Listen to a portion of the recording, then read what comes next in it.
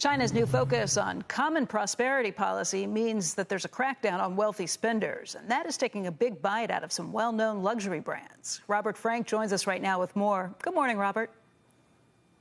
Good morning, Becky. With global luxury stocks, they had been hitting their all-time highs this month until China announced that new campaign to adjust excessive incomes and reduce inequality. The big four luxury stocks, so that's LVMH, Richemont, Kering, and Hermes, they've lost a combined $85 billion in market cap just over the past 2 weeks, LVMH being the hardest hit, down $50 billion or about 13%. LVMH chief Bernard Arnault started the month as the world's richest man with a net worth of $200 billion. He's now back down to third. He's lost $22 billion in about 2 weeks. Now, perhaps no other industry has become so dependent on China for growth than luxury. This year, Chinese consumers expected to account for about 45% of global luxury sales. That's according to Jefferies.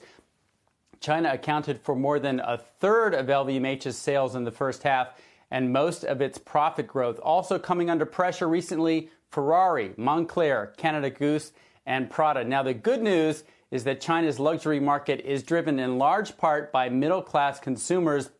They buy sort of one-time special handbag, perfume, or shoes. But the risk here, guys, is that the government makes it sort of culturally taboo to go flaunt your wealth with luxury purchases. And that's why we're seeing a lot of these stocks still under pressure. Well, Robert, I knew the Chinese consumer was driving things. I didn't realize it was to the tune of 45%. What is the next nation in terms of the biggest spenders?